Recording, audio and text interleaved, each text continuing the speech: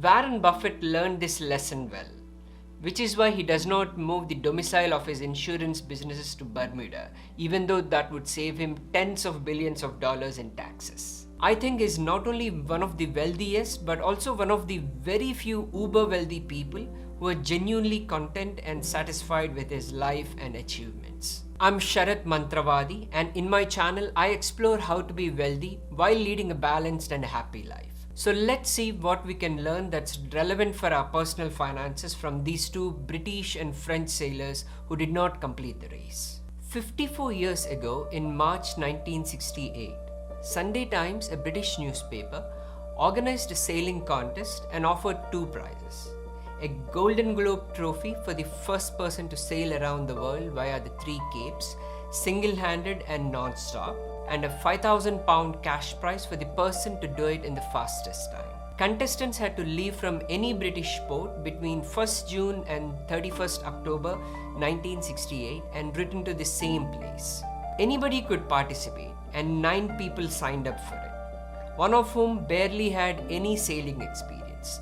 Just one man finished 312 days and 27,000 miles later, but the 2 participants who never completed the race got most of the attention. Unfortunately, one of these 2, a brilliant innovator with incredible abilities, killed himself. The other one found more happiness than ever before. Both took drastic decisions in the middle of the sea, for reasons that on the face of it are about sailing, but not really when you dig deeper.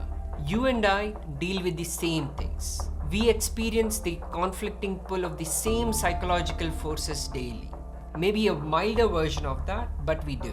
Learning to balance these conflicting forces is a worthy pursuit. You will not only be much ahead of a vast majority in your personal finances, but you will also likely be content with your life. Donald Crowhurst was by far the least experienced of the 9 and the odd one out.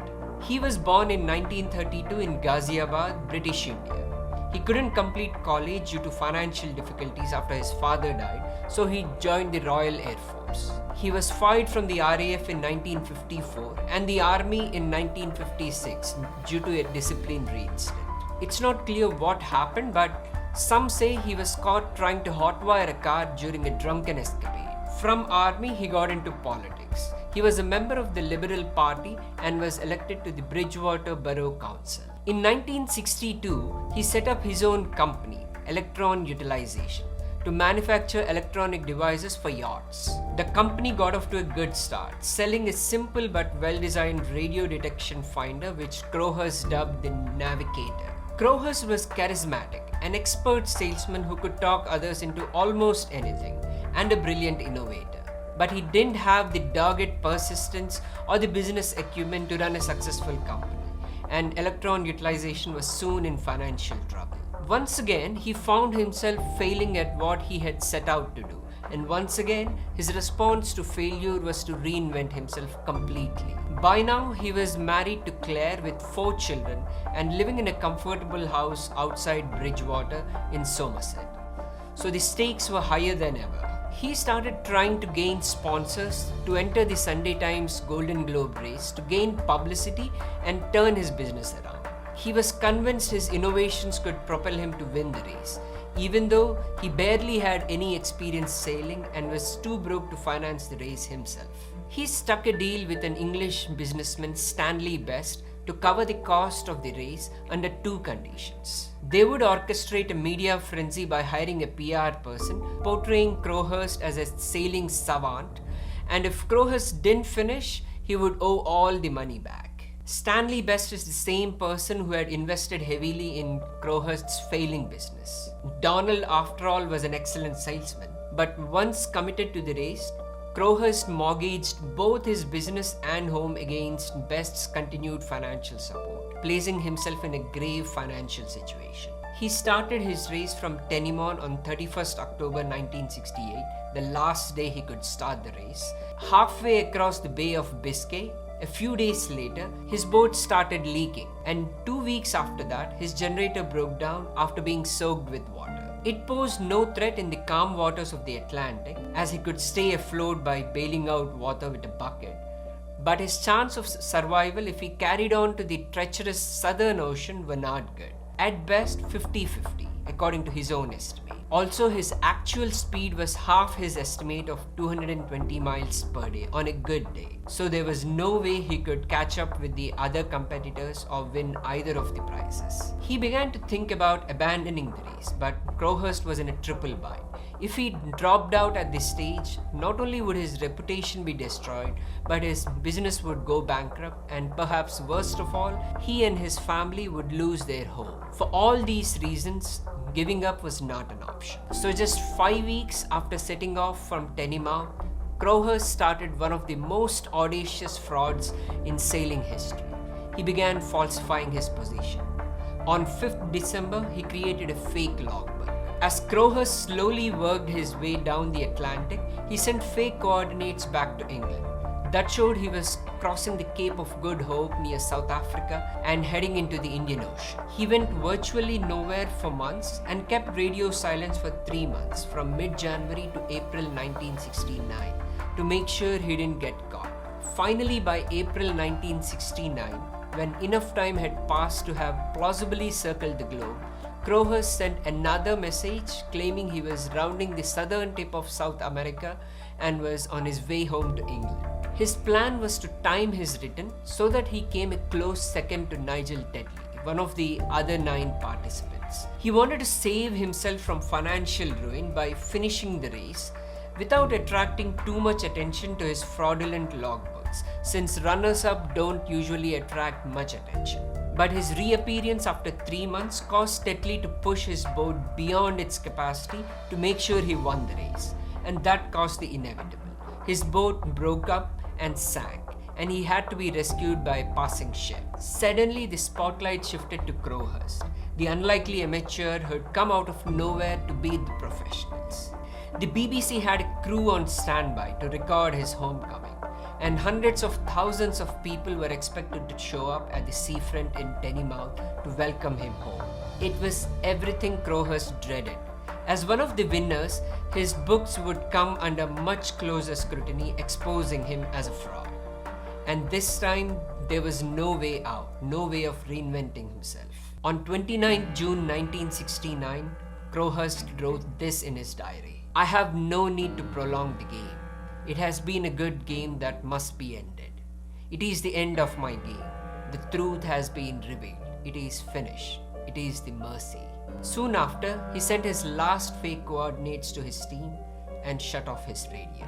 The Electron was found 11 days later adrift in Atlantic. There was no significant damage, no sign of an accident, and no sign of Crowhurst. He had presumably thrown himself into the sea and committed suicide. He left behind his diary and 2 logbooks, one real, one fake. Though inexperienced as a sailor, Donald Crowhurst was a very talented guy, but his obsession with what other people thought of his accomplishments and his drive to meet externally set benchmarks compelled him to overreach and put himself in a situation he could not handle. Whatever choice he had, he must have had it much before entering the contest at a psychological level, when he chose what yardsticks to measure himself by. The problem with external benchmarks is that they are deceiving. They advertise the accomplishments but not the ugly, painful, and challenging parts of life not readily apparent. As a result, almost everything looks better from the outside. When you are keenly aware of your struggles but blind to others, it's easy to assume you're missing some skill or secret that others have. Donald Crowhurst saw the fame and popularity he could enjoy if he won the sailing contest, but he did not see how challenging a task it is to circumnavigate solo around the world non-stop. Even the most experienced sailors struggle to cross the Atlantic, let alone circumnavigate the world. He could have chosen not to care about what others thought of him or his accomplishments, like Bernard Moitessier. Bernard Moitessier was one of the other 9 contestants. He was one of the best sailors on the planet and would be the instant favorite. But he was reluctant to participate in the contest as he wanted to sail for sailing's sake, not as a competitive sport. But he'd been considering making such a solo voyage anyway, so he gave in to the pressure from the sailing community and entered the race. He started sailing from Plymouth, England on 23rd August 1968. Only 5 months into the race, he was legitimately on track to win. He rounded Cape Horn, the tip of South Africa, on 5th February 1969, well in the lead of the remaining vessels. Though he did not know about the progress made by the other contestants and did not even care for it, only 4 of the 9 had made it out of the Atlantic. So all he had to do was aim north, sail back to England to collect his accolades as the race winner, and the first to sail solo and non-stop across the globe, gaining instant fame. But on 18th March 1969, 3 months before Crowhurst committed suicide, Moitessier made an equally astonishing decision at sea. He decided to abandon the race. Instead of going north, he went east and went almost twice around the globe to find Tahiti. He saw a passing ship in the distance, drew near the vessel, and used a slingshot to launch a message to the boat's deck. Inside was a note addressed to the Sunday Times editor. Dear Robert, today is 18th March. I'm continuing non-stop towards Pacific Islands because I'm happy at the sea and perhaps to save my soul. Bernard Moitessier did not like the idea of sailing for someone else's pleasure. He detested performing for the press, the race organizers, the sailing magazines, and the fans. So much so that he abandoned the race he could have easily won and walked away from fame and riches. It is a great adventure to jump in the unknown and try to get the Holy Grail back. I was just feeling totally alive, and that was just fantastic. I have learned to deal with the essential, and I know that is only the essential which is worth dealing with. Even though he dropped out of the race, Moitessier was one of the most talented and competitive sailors in the world. The irony was he did circle the globe and set a world record for the longest non-stop solo sail, more than 37,000 miles. And what I find particularly interesting is there is no mention of this record in his book. He didn't seem to care at all. It just shows his benchmarks in life and what he cares about. Once Donald Crowhurst decided that external validation mattered to him, for all the practical purposes, he found himself in impossible situations where he was forced to just react. Of course, one can always choose to walk away at any point in his story, but it is possible to see that he had more choice at some junctures or crossroads than others. It's such a contrast between Donald Crowhurst and Bernard Moitessier. While one lived for external benchmarks, the other only cared about internal measures of happiness. Of course, our day-to-day lives are much less dramatic, but we struggle to balance external and internal measures of success all the time. We want to be independent and live our authentic selves, doing things in our own weird, unique ways. But we also feel the pressure to chase a path someone else laid out and climb up the hierarchy even if we don't enjoy it. It is an instinct that evolution has programmed into us. This is our ego, status, standing, reputation, and where we are in the pecking order. We crave admiration of those we see as our peers and feel envy when others seem to have more than us. External benchmarks are important. Seeking others' admiration energizes us and drives us to do more. It is one of the reasons we humans have made so much progress. We are willing to do extraordinary things that are very difficult, like starting a company from scratch, inventing a new and a better product, solving some ridiculously complicated theorem, or conquering unknown territory, all to gain acceptance and admiration. Problems arise when we start compromising our own standards, those we have set for ourselves, to earn the admiration of others. Social media only makes things much worse. Having internal benchmarks makes it easier to achieve your financial goals. When you don't have to impress your friends, family, or your neighbors with a big house, a fancy car, or an expensive vacation so that you can post a great picture on Instagram, your financial decisions about how much to save, what to invest in, what you spend your money on will also be much more sensible. Market fluctuations do not bother you, and you are less likely to sell your investments when the markets fall, when all you care about is having enough dividend income to live on. Warren Buffett resists laying off people because his internal compass does not allow it. He can sell Berkshire businesses that aren't doing very well and easily replace those with more profitable ones. insurance. This is also why he does not move the domicile of his insurance companies to Bermuda and save tens of billions of dollars like other insurance companies. It is hard to balance being independent and upright while remaining a social animal.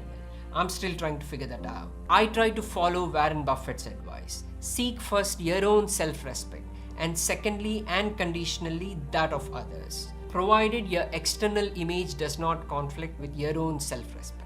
Unfortunately, most people get it backwards and seek admiration at the expense of self-worth.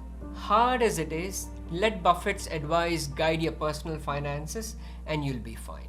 This is Sharat Mantravadi. Thanks for watching.